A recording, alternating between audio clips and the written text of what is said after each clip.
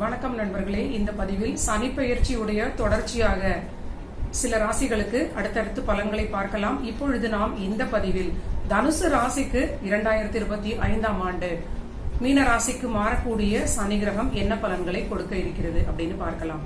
So இந்த பலன்களை தொடங்கும் பொழுது தனுசு ராசிக்கு கடந்த சனி கிரகத்தினுடைய வீடுகளில் உள்ள பெயர்ச்சிகள் ஒரு 3 வீடுகளில் சனி கிரகம் கடந்து வரும் பொழுது இவர்களுக்கு முக்கியமாக 7.5 சனி இருந்த பொழுது என்ன பலன்கள் நடந்திருக்க வாய்ப்பு இருக்கிறது, எதனால் இந்த பிரச்சனைகள், இப்பொழுது எந்த மாதிரியான மாற்றத்தை கொடுக்க இருக்கிறது, இதெல்லாமே நம்ம விளக்கமாக பார்த்து விடலாம். முக்கியமான பலன்களுக்கு காத்து கொண்டிருக்கக்கூடிய நண்பர்களில் தனுசு ராசி முதன்மையான ராசி அப்படின்னே சொல்லலாம். தனுசு ராசிக்கு கடந்த 2014ஆம் ஆண்டு டிசம்பர் மாதம் 7.5 சனி விரயச்சனியாக விருச்சிகத்தில் சனி மாற்றம் அடைந்த உடனேயே தனுசிற்கு விரயச்சனியாக 12ஆம் வீட்டில் முதல் சுற்றாக சனி அந்த முதல் வீட்டில் இருக்கக்கூடிய சனியாக வந்துவிட்டார். கண்டினியூஸாக இவர்களுக்கு ஒரு போராட்டமான நிலை அப்படின்னு சொல்லலாம். ஏனென்றால் தனுசு ராசிக்குடைய குரு கிரகம் ராசியிலிருந்து மறைந்திருந்தார். குடும்பஸ்தானத்தில் இருந்த கேது கிரகம் இந்த மீன் டைம்ல இவங்களுக்கு நடந்த பலன்கள் இதெல்லாம் அப்படிங்கறத நீங்க புரிந்து கொள்ள வேண்டும். விரயசனியாக இருக்கும் பொழுது ராசிநாதன் ராசியிலிருந்து விரயஸ்தானத்தில் இருந்ததும் அதிக விரயங்களை இவர்களுக்கு ஆரோக்கியத்திற்கான நிலையாக இருந்திருக்கலாம். இல்ல பெரிய வீடு வாகனம் தொடர்பான விஷயங்களில் சுதாரிக்க முடியாமல் இந்த 7.5 சனி அப்படிங்கறதை உணராமல் இவங்க பெரிய ஒரு விரயத்தை கடனாக எடுத்து செய்திருக்கக்கூடிய நிலையாக இருந்திருக்கும். ஏன்னா இந்த சனியும் இந்த குருவும் 12 விருச்சிகத்தில் இருந்த பொழுது இவங்களுடைய 6ஆம் வீட்டை தொடர்பு கொள்ளக்கூடிய நிலை, பெரிய கடன்களில் சிக்கிக் கொண்டிருக்கக்கூடிய நிலையாக இருக்கலாம். சிலருக்கு வேலையை விட்டுட்டு புதிதாக தொழில் தொடங்கி இருக்கக்கூடிய நிலையாக இருக்கலாம். சிலருக்கு திருமண வாழ்வில் பெரிய பிரேக்கப்பான நிலையாக இருக்கலாம். அதற்கு பிறகு ஜென்மச்சனியும் பாத்தீங்கன்னா 2017 to 2020 இவர்களுக்கு கேது கிரகம் ரிவர்ஸ் ஆக இறங்கி ராசியிலே வந்து சனி கிரகம் ஃபார்வர்டாக நகர்ந்து ராசியிலேயே வந்து சனியும் கேதுவும் இணைந்து ஜென்ம சந்திரன் மேலே இருந்தது. ஒரு மிகப்பெரிய டிப்ரெஷன் அப்படின்னு சொல்லலாம். இந்த காலகட்டம் இவர்களுக்கு ஜென்மத்திலேயே குருவும் வந்து அமர்ந்து விட்டார். ஆப்வியஸ்லி இவங்களுக்கு 7ஆம் வீடாகிய திருமண வாழ்வு பார்ட்னர்ஸை குறிக்கக்கூடிய அந்த 7 மிதுனத்தில் இருக்கக்கூடிய ராகு கிரகம், அப்பொழுது மிதுன ராசிக்கு ஜென்ம ராகு அப்படின்னு வச்சுக்கலாம். சோ இந்த குழப்பங்களுக்கு நடுவில் இவங்களுக்கு இந்த ஒரு 2017 to 20 இந்த ஒரு 3 ஆண்டுகளும் இப்படியே கடந்து வந்ததுன்னு சொல்லலாம். அதன் பிறகு பாதச்சனியாக 2020 to 23 வரை இவர்களுக்கு ஓரளவிற்கு ஒரு விடுதலை, ஒரு சின்ன வருமானம் அவரவர்களுடைய நிலைக்கு ஏற்றார் போல வந்து இவங்களுக்கு ஒரு ஓரளவிற்கு ஒரு வாழ்வாதாரத்தை கொடுத்தது அப்படின்னு சொல்லலாம். இதற்கிடையில் திருமண வாழ்வில் இருக்கக்கூடிய திருமண வாழ்வை சிலருக்கு குலைத்த நிலையாக இருக்கலாம். திருமணத்திற்கு காத்து கொண்டிருந்தவர்களுக்கு இது பெரிய சிக்கலை கொடுத்து கொண்டிருந்திருக்கலாம். ஏன்னா 2ஆம் வீட்டு சனி பலவீனமாக இருந்த நிலையில் இவங்களுக்கு தசாபுத்தி எல்லாமே சாதகமாக இருந்தாலும் தனுசு ராசிக்கு குடும்பத்தை கொடுக்க வேண்டிய பொறுப்பு இந்த சனி கிரகத்துக்கு தான் இருக்கிறது. இந்த தனுசு ராசி லக்ன ரீதியிலாக குடும்ப வாழ்வு புதிதாக ஸ்டார்ட் பண்ண முடியாமல் மிகப்பெரிய திருமண தடையாக இது இருந்திருக்க வாய்ப்பு இருக்கிறது. சோ எல்லாமே நெருங்கி வந்து கடைசியில இவங்களுக்கு ஒரு பெரிய விரக்தியான நிலையாக இருந்திருக்கும்னு சொல்லலாம். இது எல்லாமே வந்து 2023ஆம் ஆண்டு கும்ப ராசிக்கு சனி வந்த பிறகு 7.5 சனியே இவங்களுக்கு முடிந்து விட்டது அப்படின்னு நம்ம சொல்லி இருக்கோம். ஆனா பிராக்டிக்கலாக 2023 ஜனவரியில் இருந்து இவங்களுக்கு 24 பாதி வரை இந்த அடுத்த பயிற்சியாக 4ஆம் வீட்டில் அர்த்தாஷ்டமமாக 4இல் வரக்கூடிய சனியும் வந்துவிட்டது. இந்த ஒரு வருடம் 7.5 முடிந்த நிலை எப்படி பலன்களை கொடுத்தது அப்படின்னு பார்க்கலாம். அதுவும் பெரிதான ஒரு நன்மை இவங்களுக்கு இல்லை அப்படின்னே சொல்ல வேண்டிய நிலை. 11இல் இருந்த கேது கிரகம் அதன் பிறகு ரிவர்ஸ் ஆக 10இல் இருந்த கேது கிரகம். சோ கேதுவும் பாத்தீங்கன்னா 1ஆம் வீடு 12ஆம் வீடு என்ன ராகு கேது ரிவர்ஸ் ஆர்டரில் நகர்வார்கள் அப்படிங்கிறது நமக்கு பல பேருக்கு தெரியும். 10இல் இருந்த கேது கிரகமும் இவங்களுக்கு வளர்ச்சிக்கு ஏதோ ஒரு முட்டுக்கட்டை போட்டுக்கொண்டே இருந்தது போல, பணியில் ஒரு ஜாப்ல ஒரு சாட்டிஸ்பாக்சன் இல்லாத நிலை, இப்படி ஒரு பலனை இவங்களுக்கு கொடுத்து கொண்டே இருந்தது. இப்பொழுது இதெல்லாமே கடந்த கால பலன்களே ஒரு 4 நிமிடங்கள் வந்துவிட்டது. இப்பொழுது மீன ராசிக்கு சனி மாறப்போகிறார். 2025 மார்ச் மாதம் 29ஆம் தேதி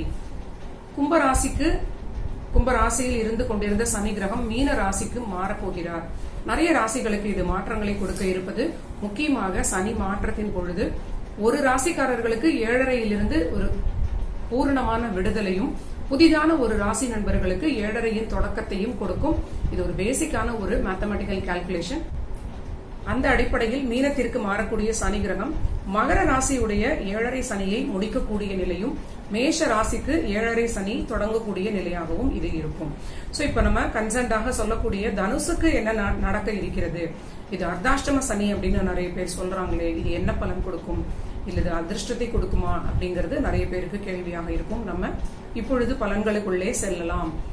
இந்த ஆண்டு பாத்தீங்கன்னா 2025 மார்ச் 29 சனி கிரகம் மாறுவது, முதலில் ராகு அங்கு இணைந்திருப்பார் சனியுடன்.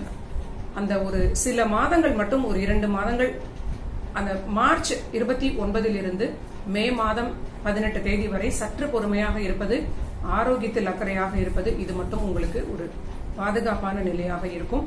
ஆனால் அர்த்தாஷ்டமத்தில் அமர்ந்த சனி கிரகம் கேந்திர வீடுகளுக்கு அசுப கிரகம் வரும் பொழுது கண்டிப்பாக நல்ல பலன்களையே கொடுப்பார். அந்த வீட்டிற்குடைய குரு கிரகம் சனிக்கு பிளேஸ்மெண்ட் ஆன நிலையில் குருவினுடைய சஞ்சாரம் அதிகமான பலன்களை கொடுக்கும். சனி செல்லக்கூடிய நட்சத்திரங்களும் உங்களுக்கு அதிக பலன்களை கொடுக்கும். இதுதான் டோட்டலாவே ஜோதிடமே இவ்வளவுதான் அப்படிங்கிறது ரொம்ப முக்கியமான நிலை. இந்த சனிக்கு வீடு கொடுத்த குரு கிரகம் உங்களுக்கு இந்த மார்ச் மாதம் 29 சனி மாறிய சில நாட்கள் மட்டும் 6லேயே இருப்பார். கண்டிப்பாக அந்த 2 மாதங்கள் ஆரோக்கியத்தில் மேலும் அக்கறை அப்படிங்கிறது 2-3 வகையில் நமக்கு உறுதியாக தெரிந்துவிட்டது. அதன் பிறகு மே மாதம் 14ஆம் தேதி உங்களுடைய ராசிநாதனாக இருக்கக்கூடிய குரு கிரகம், உங்களுடைய சுகஸ்தானாதிபதியாகவும் இருக்கக்கூடியவர் 6லிருந்து 7ஆம் வீட்டிற்கு மாறிவிடுவார். இது ஒரு நல்ல நிலை, பெரிய அளவிற்கு நல்ல நிலை அப்படின்னு சொல்ல முடியாவிட்டாலும் ஓரளவிற்கு நல்ல நிலை. ஏன்னா இது எந்த விதத்தில் பெரிய நன்மையை கொடுக்காது அப்படின்னு நான் சொல்றேங்கிறதையும் நான் சைட் பை சைட் சொல்லிக்கொண்டே வர விரும்புகிறேன். ஏன்னா 7ன்னு சொல்லக்கூடியது ஒரு கேந்திர வீடு, பார்ட்னர்ஸ், வாழ்க்கை துணையை குறிக்கக்கூடிய இந்த வீட்டில் குரு கிரகம் அமர்வது தனுசு ராசியிலிருந்து 7ஆம் வீடு பாதக வீடாகவும் இருக்கக்கூடிய நிலையில் கண்டிப்பாக சற்று அலட்சியம் இல்லாமல் சில விஷயங்களில் இருக்கணும். இதை நம்ம பின்னாடி பார்க்கலாம். ஏன்னா நம்ம இப்ப அப்படியே டைவர்ட் பண்ணி குருவிற்கு போக வேண்டாம். சோ மறுபடியும் கமிங் பேக் டு சனி கிரகம், இந்த 4ல் இருக்கக்கூடிய சனி கிரகத்திற்கு 4ல் அமரக்கூடிய குரு கிரகம் பயிற்சி ஆன பிறகு ஓரளவிற்கு நல்ல பலன்களையே கொடுப்பார் அப்படின்னு சொல்லலாம். திருமண வாழ்க்கைக்கு காத்து கொண்டிருந்தவர்களுக்கு இந்த காலகட்டத்தில் ரொம்ப அற்புதமான திருமண வாழ்க்கை தேடி வரும், கூடி வரும் அப்படின்னு சொல்லலாம். சோ ஒரு நல்ல பலன்கள் உங்களுடைய குடும்பஸ்தானத்திற்குடையும் 3ஆம் வீட்டிற்கும் உடைய சனி கிரகம் 4ல் அமர்வது, வீடு கொடுத்த குரு கிரகம் அற்புதமாக உங்களுடைய 7ஆம் வீட்டில் இருப்பது, இது திருமண வாழ்விற்கு ஒரு சுபமான பலன் அப்படின்னே சொல்லலாம். சனி மார்ச் மாதம் இறுதியில் மாறிய பிறகு ராகு கேது கிரகங்களும் மே மாதம் குரு மாறிய அடுத்த சில நாட்களிலேயே மாற இருக்கிறார்கள்.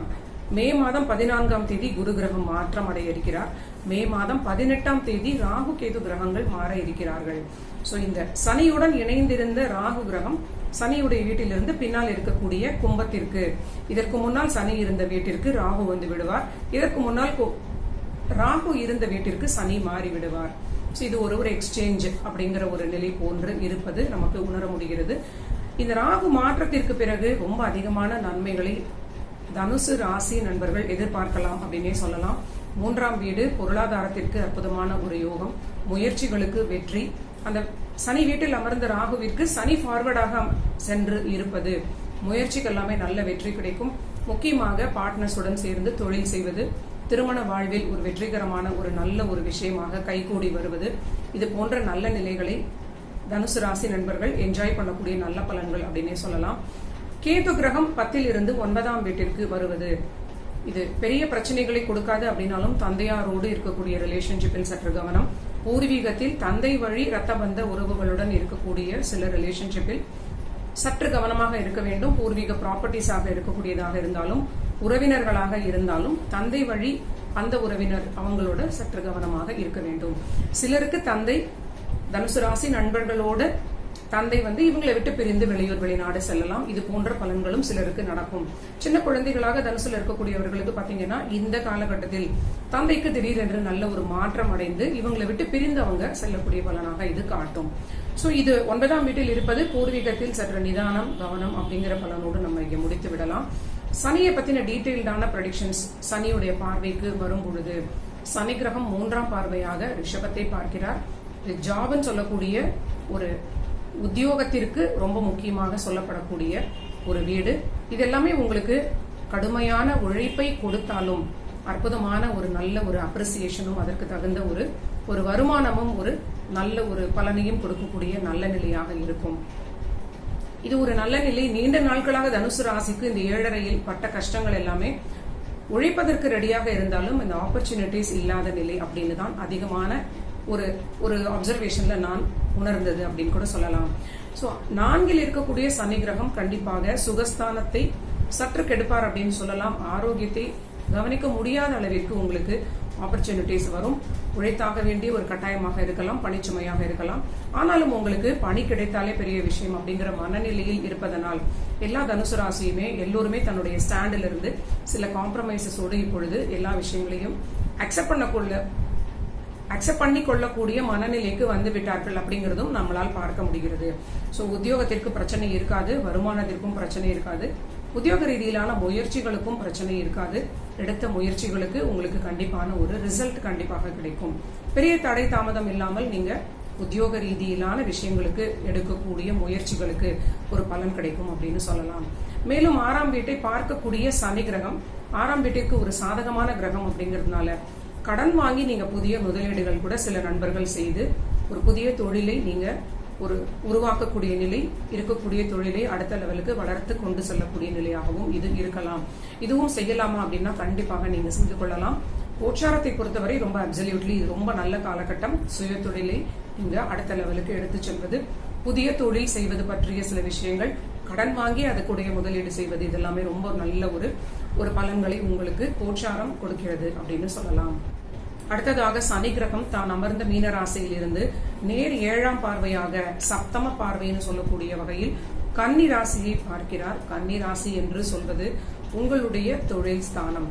சோ இந்த தொழிலுக்கு நீங்க எடுக்கக்கூடிய மேலே சொன்ன எல்லா முயற்சிகளும் நீங்க சக்சஸ்ஃபுல்லாக அடையக்கூடிய நிலை. ஆனால் தொழிலில் எதிரிகள், கண்ணுக்கு தெரிந்த எதிரிகள், கண்ணுக்கு தெரியாத எதிரிகளும் இருக்கக்கூடிய நிலையாக இது இருக்கும். இதில் நீங்க சற்று கவனமாக இருக்க வேண்டும். தொழிலுக்கான பணிச்சுமையும் உங்களுக்கு கண்டிப்பாக இருக்கும் அப்படின்னு சொல்லலாம். ஆனால் தொழில் வளர்ச்சி நீங்க செய்யக்கூடிய ஒரு ஹார்ட் ஒர்க்குக்கு தகுந்தாற் போல ஒரு பலன்களை, ஒரு ரிசல்ட்ஸை உங்களுக்கு கண்டிப்பாக கொடுக்கும்னு சொல்லலாம். அடுத்தபடியாக சனி கிரகத்தின் 10ஆம் பார்வை மீண்டும் தனுசு ராசி மேலேயே வரக்கூடிய நிலை. சோ அர்த்தாஷ்டமம் அப்படின்னு சொன்னா ஏன் ரொம்ப பயப்படுறாங்க சனிக்கு பொறுத்தவரை அப்படின்னு பார்த்தால், சனி அர்த்தாஷ்டமத்தில் நின்றால் 4ல் இருந்து அந்த கன்சர்ன்ட் ராசியை 10ஆம் பார்வையாக பார்ப்பார். சோ சந்திரன் என்று சொல்லக்கூடிய தனுசில் இருக்கக்கூடிய பிறவி சந்திரன் உங்களுடைய உடல், உங்களுடைய மனம், உங்களுடைய அஷ்டம ஆயுள் ஸ்தானத்திற்குரிய கிரகம், உங்களுடைய தாயாரை குறிக்கக்கூடிய ஒரு கிரகம். சோ இந்த வகையில் பார்க்கும் பொழுது தனுசு ராசி திரும்பவும் பாத்தீங்கன்னா அலட்சியம் இல்லாமல் நீங்க ரொம்ப ஒரு மெச்சூர்டாக உங்களோட வேலைகளை போக்கஸ் செய்து கொண்டு ரொம்ப கவனமாக இருக்க வேண்டிய ஒரு பலனை இது கொடுக்கும் அப்படின்னு சொல்லலாம்.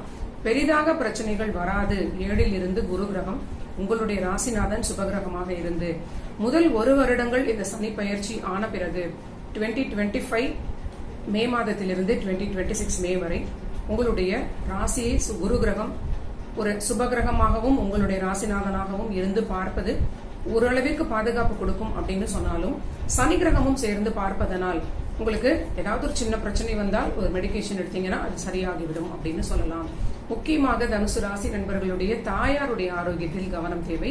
இந்த தனுசு ராசிக்கு 7.5 சனி தொடங்கிய காலகட்டத்தில் இருந்தே இவங்களுடைய தாயாருக்கெல்லாம் ஏதாவது ஒரு ஹெல்த் இஷ்யூஸ், தொடர்ச்சியாக ஒரு டயர்ட்னஸ், வீக்னஸ், இல்ல சில பிரச்சனைகள் இது மாதிரியாக நம்ம பார்த்து கொண்டிருக்கக்கூடிய நிலையாக இருக்கும். தனுசில் ஒரு குழந்தை பிறந்திருந்தது ஒரு 10 வருடங்களுக்கு முன்னால் அப்படின்னா இந்த 10 வருட காலமும் அந்த தாய்க்கு ஒரு போராட்டமான நிலையாக இருக்கும். அந்த குழந்தைக்கு ஹெல்த் இஷ்யூஸாக இருக்கலாம், இல்ல அந்த அட்மிஷன்ஸ், படிப்பு, இது போன்ற நிலையாக அவங்க அதை உணர்ந்து இருக்கலாம். அந்த எந்தெந்த வயதில் ஒரு இப்ப தனுசு ராசி இருக்கிறாங்களோ இதுக்கு பின்னால் 10 வருடத்திற்கு முன்னால் இருந்து அந்த தனுசு ராசி உடைய அந்த நண்பர்களுடைய தாயாருக்கு கடந்த 10 வருடமாக போராட்டம் அப்படின்னு சொல்லலாம். இந்த நிலை இப்பொழுது மீண்டும் எட்டி பார்ப்பது போன்று இருப்பது, சற்று கவனமாக இருப்பது அப்படிங்கிற ஒரு பலனாக வருகிறது.